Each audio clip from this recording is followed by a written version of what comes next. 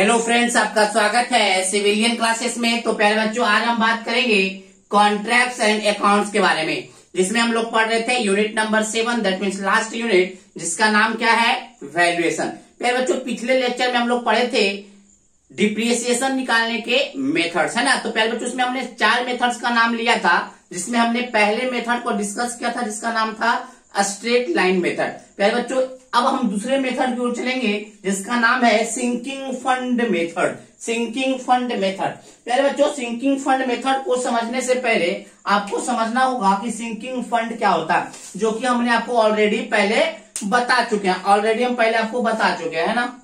क्या था प्यारे बच्चों सिंकिंग फंड मेथड?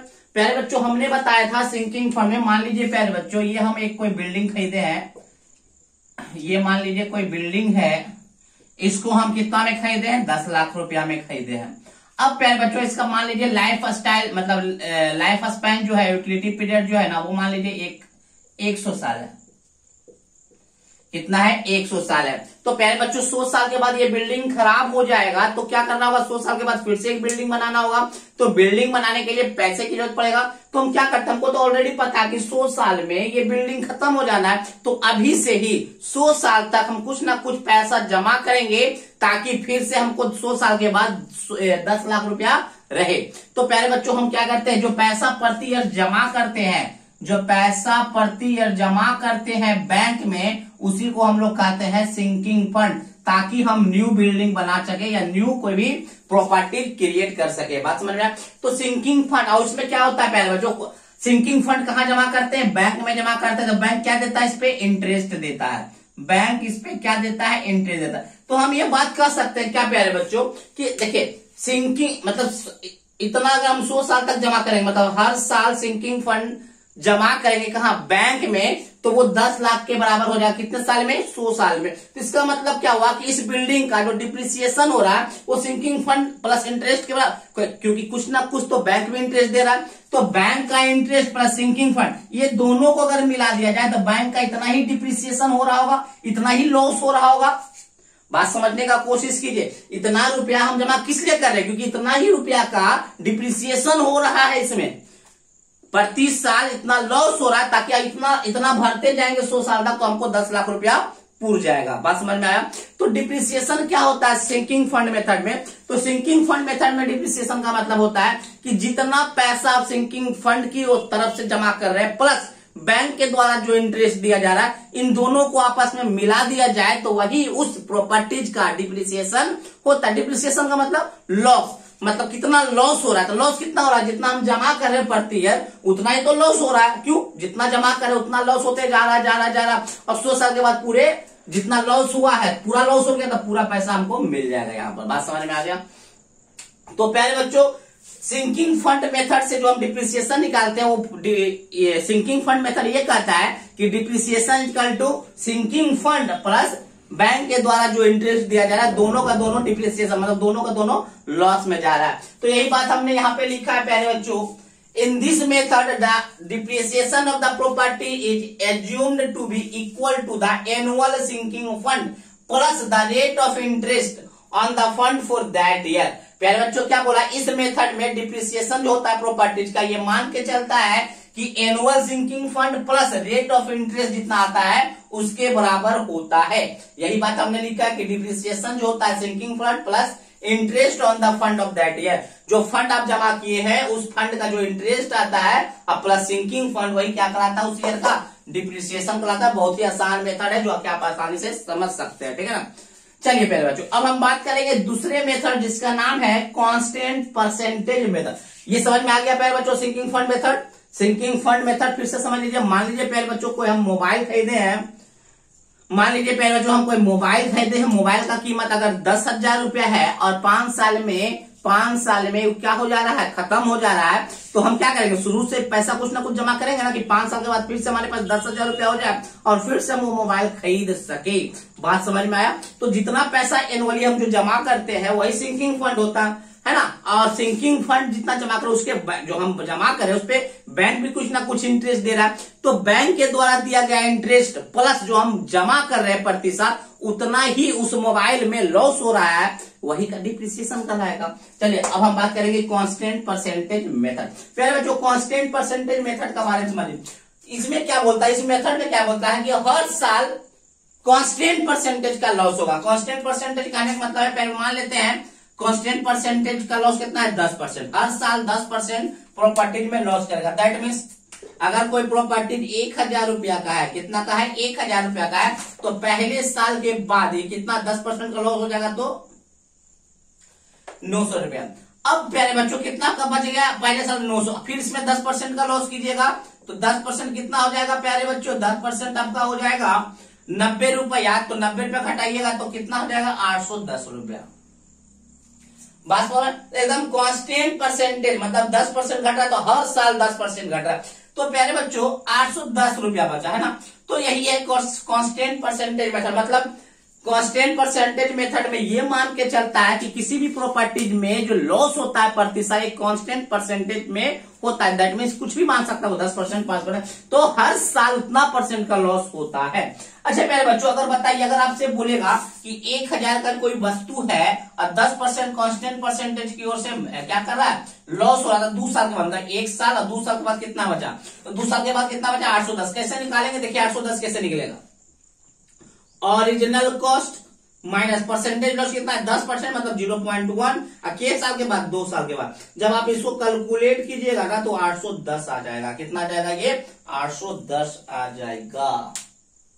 कैलकुलेट करके देखिएगा कितना आ रहा है प्यारे बच्चों, 810 आ जा रहा है, ठीक है ना। चलिए अब देखिए प्यारे बच्चों कांस्टेंट परसेंटेज मेथड में क्या है, इन this method it is assumed that the property will loss it's value by a constant percentage. प्यारे बच्चों इस मेथड में ये एज्यूम करके चला है कि जो प्रॉपर्टी है ना, लॉस जो होता है, जो लॉस होता है वो कितना लॉस होता है, मतलब कांस्टेंट परसेंटेज में लॉस होता है, मतलब हर साल एकदम परसेंटेज होता है लॉस का वो एकदम फिक्स है, of its value at the beginning of every year.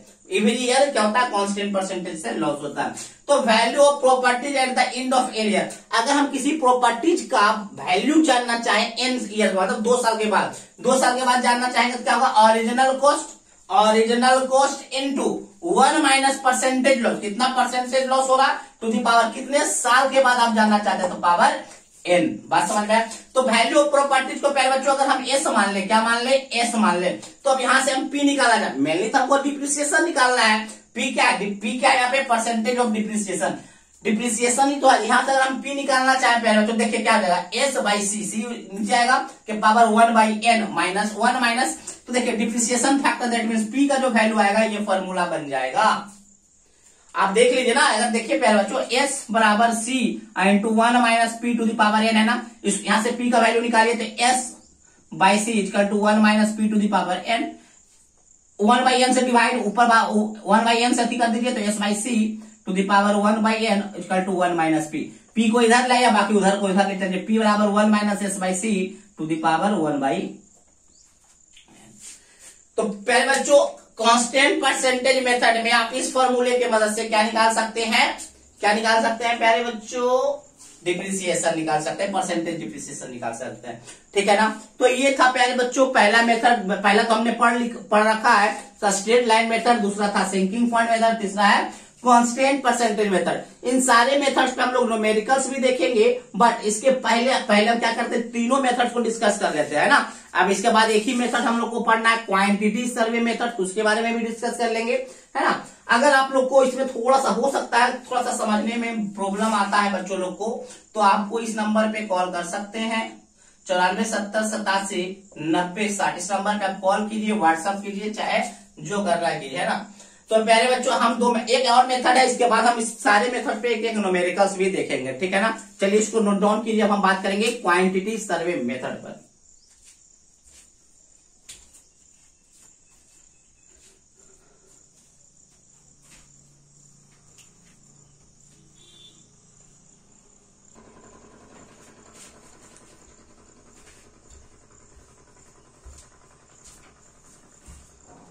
तो पहले बच्चों लास्ट मेथड है डिप्रिसिएशन निकालने का, वो है आपका एक्चुअल क्वांटिटी मेथड, या उसी को बोलते हैं क्वांटिटी सर्वे मेथड। पहले बच्चों इस मेथड में क्या बोला गया है, ऐसा नहीं कि कांस्टेंट परसेंटेज की तरह लॉस होगा प्रॉपर्टीज में, या मतलब कुछ फिक्स डाटा नहीं बताया। बोला कि भाई कि मोबाइल को देखकर, जैसे कि जो वैल्यूअर किसको बोले थे पहले बच्चों, जो वैल्यूएशन करता है, तो जो वैल्यूअर है वो अगर एक्सपीरियंस वैल्यूअर है तो इसको डिटेल क्या करेगा, डिटेल इसको देखेगा, विस्तार से इसको देखेगा कौन चीज खराब है, कैसा खराब है। उसके बाद वो अपने एक्सपीरियंस के आधार पर इस वस्तु का, इस प्रॉपर्टीज का जो वैल्यू निकालता है, यही मेथड जो कहलाता है क्वांटिटी सर्वे मेथड।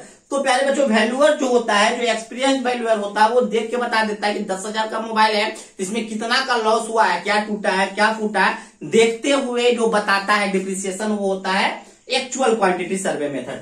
तो देखते हैं प्यारे बच्चों हमने क्या लिखा, इन this method the property is study in the detail. जिस प्रॉपर्टीज का डिप्रिसिएशन निकालना है, उस प्रॉपर्टीज को बहुत ही डिटेल तरीके से हम लोग क्या करेंगे, स्टडी करेंगे। एंड लॉस इन वैल्यू, और उसके वैल्यू में जो लॉस होता है किसके कारण, लाइफ स्पैन गुजर जाने, मतलब 2 साल 3 साल हो जाने के कारण, या वियर एंड टियर के कारण, या डीके के कारण, या ऑब्सोलेंस के कारण, इज वर्कड आउट, मतलब अपने एक्सपीरियंस के आधार पे उसका लॉस प्राप्त करता है। This method is carried out only by experience valuer. पहले बच्चों ये मेथड तभी हम यूज करते हैं, तभी हम लगाते हैं जब जो वैल्यूअर हो एकदम एक्सपीरियंस्ड हो, कि देखकर बता सके। ठीक है प्यारे बच्चों, तो ये था आपका चौथा मेथड, जिसमें हम लोग 4 मेथड पे डिस्कस कर चुके हैं प्यारे बच्चों। पहला था आपका स्ट्रेट लाइन मेथड, दूसरा था आपका सिंकिंग फंड मेथड, तीसरा था आपका तीसरा था आपका कांस्टेंट परसेंटेज मेथड, एंड चौथा हमने डिस्कस किया क्वांटिटी सर्वे मेथड। तो प्यारे बच्चों स्ट्रेट लाइन मेथड में हमने न्यूमेरिकल्स किए थे, बाकी सिंकिंग इसमें तो कोई न्यूमेरिकल्स बनता नहीं है प्यारे बच्चों, क्योंकि ये क्या आपका क्या है, एक्सपीरियंस के आधार पे है। दूसरा है सिंकिंग फंड मेथड, और तीसरा है आपका कांस्टेंट परसेंटेज मेथड। तो प्यारे बच्चों कांस्टेंट परसेंटेज मेथड पे हमने एक न्यूमेरिकल्स आपको ये बोर्ड पे लिख रखा है, उसको हम सॉल्व भी करते हैं, ठीक है ना। बाकी सिंकिंग फंड मेथड का जो न्यूमेरिकल्स है प्यारे बच्चों, हमने सिंकिंग फंड जब पढ़ाया था तो उस पे 1-2 न्यूमेरिकल्स किए थे, है ना। तो सेम न्यूमेरिकल्स होता है, अगर आपको कोई न्यूमेरिकल्स में कोई प्रॉब्लम होता है तो आप हमारे व्हाट्सएप नंबर पे भेज दीजिएगा, ठीक है ना। तो हम ये न्यूमेरिकल्स भी कर लेते हैं प्यारे बच्चों। क्या कर रहा है, ये machine was purchase 3 years back for Rs 17,000। प्यारे बच्चों बोल रहा है ना कि उसका ओरिजिनल कॉस्ट कितना है, 17,000। मशीन का ओरिजिनल कॉस्ट है, मशीन का ओरिजिनल कॉस्ट है 17,000। It's life, total life is assume to 10 years। पहले बच्चों टोटल लाइफ कितना है, 10 years। And it's salvage value कितना है, सैल्वेज वैल्यू है आपका 2,000 रुपया। Work out it's present value, present value बताना है 3 साल के बाद, प्रेजेंट वैल्यू बताना है, प्रेजेंट वैल्यू बताना है आफ्टर 3 years। बताइए प्यारे बच्चों कैसे निकलेगा, बहुत ही आसान क्वेश्चन है प्यारे बच्चों। हमने आपको पहले यह फॉर्मूला बता चुके हैं कि परसेंटेज डिप्रिसिएशन बराबर 1 माइनस SC बाई 1/100। बताया ना 1। सैलवेज वैल्यू कितना है प्यारे बच्चों, सैलवेज 2000 बटे ओरिजिनल कॉस्ट कितना है 17,000, अब बटे लाइफ स्पैन कितना है 1/10। इसको कैलकुलेट कीजिए प्यारे बच्चों, देखिए कितना आ रहा है, इसको कैलकुलेट कीजिए आप लोग। इसको जब कैलकुलेट कीजिएगा तो ये आ जाएगा 0.19 परसेंटेज, हटा दीजिए 0.19 निकल गया। अब हमको निकालना है present value, present value after 3 years। तो इसका भी फॉर्मूला आपको पता है प्यारे बच्चों, C into 1 minus P to the power n। तो C कितना है 17,000, P का वैल्यू हमने इस फॉर्मूले से निकाल रखा है तो 0.19, और 3 साल के बाद पूछा है तो पावर 3। इसको कैलकुलेट कर लीजिए, जो आएगा वो आंसर हो जाएगा प्यारे बच्चों। तो इसका आंसर आ रहा है 9,034.49 रुपीज। देख लीजिएगा कैलकुलेट करके, ठीक है ना। तो पहले बच्चों बहुत ही आसान है, एक मशीन है, मशीन का जो कीमत था 17,000 रुपया था, और इसका टोटल लाइफ जो था एज्यूम करके चला था 10 साल, सैलवेज वैल्यू है 2,000। तो वर्क आउट पता करना मतलब निकालना है उसका प्रेजेंट वैल्यू कितने साल के बाद, 3 साल के बाद, ठीक है ना। तो इसको हमने निकाल लिया। सबसे पहले salvage value, life span and initial cost के मदद से हमने क्या निकाला, डिप्रिसिएशन निकाला। डिप्रिसिएशन के मदद से फिर हमने प्रेजेंट वैल्यू निकाल दिया। ठीक है ना। चलिए प्यारे बच्चों, तो ये था प्यारे बच्चों डिप्रिसिएशन से रिलेटेड मेथड्स के नाम, ठीक है ना। तो आज के लिए बस इतना ही, अगली क्लास में हम लोग मिलेंगे कुछ नए थ्योरी के साथ, ठीक है ना। तो चलिए, तो न्यूमेरिकल्स जो भी था प्यारे बच्चों हमने आपको करवा दिया। अगर कोई भी न्यूमेरिकल्स में अगर आपको पूछना है तो आप इस नंबर पे फिर से आपको क्या कीजिएगा, न्यूमेरिकल्स आप भेज दीजिएगा, हम उसको सॉल्व करके भेजने का कोशिश करेंगे, ठीक है ना। तो चलिए प्यारे बच्चों, आज के लिए बस इतना ही। Thank you.